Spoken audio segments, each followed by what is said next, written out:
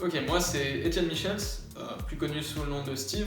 J'étais un ancien joueur pro, à l'époque je jouais sur la top lane dans le jeu League of Legends pour diverses équipes. Je suis à la base originaire de Strasbourg, j'ai fait toute ma scolarité à Strasbourg, de l'école primaire jusqu'au lycée. Ensuite, après le lycée, ce que j'ai fait, c'est que j'ai demandé à mes parents si je pouvais pas faire une année sabbatique pour tenter de devenir joueur pro. C'est là où, à la fin de cette année-là, je me suis fait recruter par grosse équipe française Sparta, à l'époque, la plus grosse équipe française. Ensuite, après ça, je me suis fait recruter par LDLC. Et c'est là où je me suis fait contacter par Rocat, qui m'avait repéré, qui voulait me recruter en tant que top laner chez Rocat. C'était ma première équipe LCS. Donc là, j'étais vraiment devenu statut pro. J'ai joué dans la plus grosse ligue européenne. Et ensuite, c'était Rocat, puis Element, qui est ensuite devenu Schalke 04. Et ensuite, après mon expérience au LCS, j'ai rejoint le PSG, e-sport. Et après ça, mes petits problèmes au poignet, je pouvais plus jouer au niveau auquel je voulais, mais j'avais toujours la passion pour le jeu. Du coup, ce que j'ai voulu faire, c'était passer en tant que coach. Et c'est là où plus tard, je me suis contacté par Airbus, qui a lancé son équipe Out of the Blue. Alors pourquoi Steve ?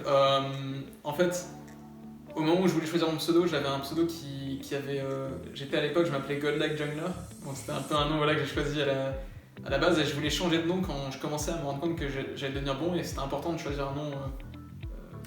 un bon nom. Bon, après, vous pensez ce que vous voulez de Steve, mais pourquoi j'ai choisi Steve ? Parce qu'au moment où j'ai voulu changer de nom, je jouais avec un groupe de joueurs anglais qui ne savaient pas prononcer Etienne. Etienne, c'est mon prénom, donc ils ne savaient pas prononcer Etienne.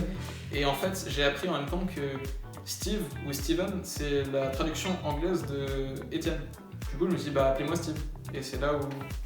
Logique. C'est resté. Donc pourquoi LoL ? À la base, je jouais à Dota, en fait, quand j'étais plus petit. Et en fait, comme vous le savez, c'est un jeu LoL, c'est un peu repris par rapport à Dota. Et le truc, c'est que j'avais pas une bonne connexion internet.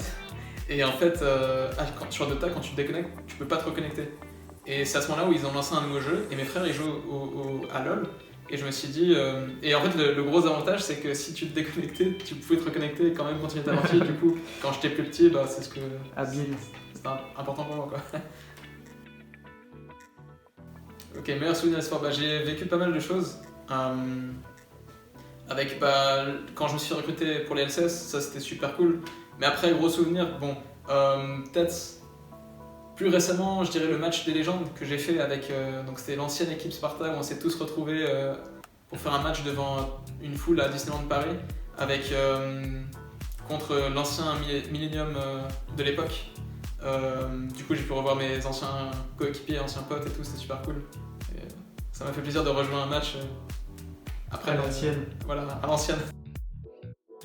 Moi, mon conseil vraiment, c'est de continuer les études au moins jusqu'au bac. Mais si tu sens que t'es bon et que tu peux faire tes preuves et que t'es passionné par le jeu auquel tu joues, vas-y, tente tout. Alors, Out of the Blue, c'est l'équipe féminine qui est sponsorisée par Airbus. C'est une équipe que je coach maintenant depuis 2 ans, un peu plus maintenant.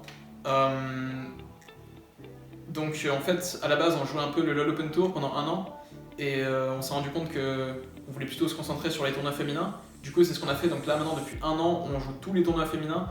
La scène féminine, elle se développe de plus en plus et franchement, c'est cool à voir. Et actuellement, on se débrouille plutôt bien puisqu'on a gagné les 2 dernières finales à Paris puis à Madrid. Et là, en février, on va partir à Dubaï pour la finale mondiale de LoL féminin. Pour moi, c'est surtout pour pouvoir faire partie d'un projet e-sport qui se passe en Alsace, pouvoir retrouver un peu mes racines de mon enfance et pouvoir partager un peu mon expérience avec eux, partager mon expertise et pour pouvoir peut-être aussi dans le futur venir faire des interventions et un peu rencontrer des jeunes alsaciens qui aimeraient se lancer un peu dans le gaming. Dans l'e-sport, ok. Écoute, merci Etienne, et puis à très bientôt à l'Alsace e-sport Arena. Merci à toi.